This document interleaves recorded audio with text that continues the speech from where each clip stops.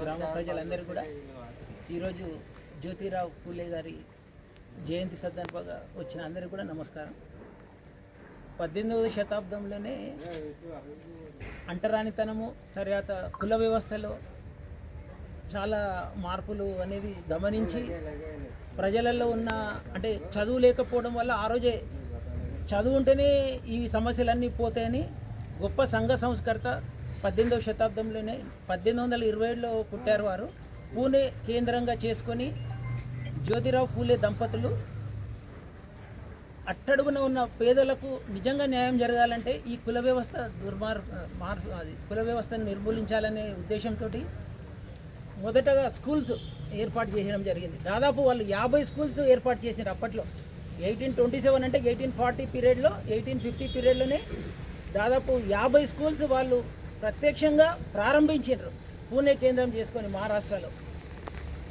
వారిద్దరు ఎంత పాటు పడిందంటే అప్పుడు అదేవిధంగా బహుజన బంధువులందరికీ కూడా పేరు పేరున ఈ కార్యక్రమం తరఫున అందరికి శుభాకాంక్షలు తెలియజేస్తూ, పెద్దలు చెప్పినట్లుగా మహాత్మా జ్యోతిరావు పూలే గారు అదేవిధంగా సావిత్రిబాయి పూలే గారు అట్టడుగు బడుగు బలైన వర్గాల అభ్యున్నతి కోసం వారు ఎన్నో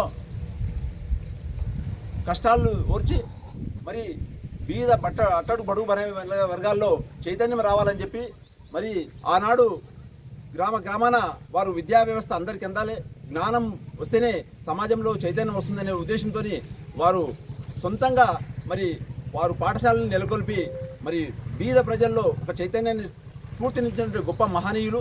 మరి ఈరోజు అలాంటి వారి ఆశయాలు మనం కొనసాగించాల్సిన అవసరం ఉంది.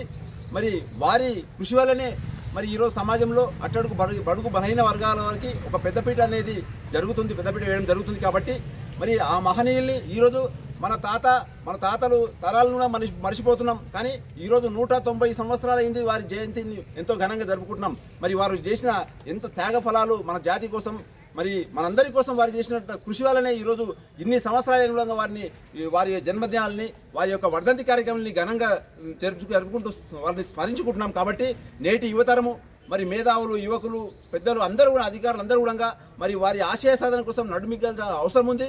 మరి వారు ఏదైతే ఆశించారో అలాంటి ఫలాన్ని మనం దక్కించుకోవడానికి మనమందరం కూడా వారి ఆశయ సాధన కోసం నడుమికించాల్సిన అవసరం ఉంది అని చెప్పి కోరుకుంటూ నాకు ఈ అవకాశం ఇచ్చిన పెద్దలకు ధన్యవాదాలు.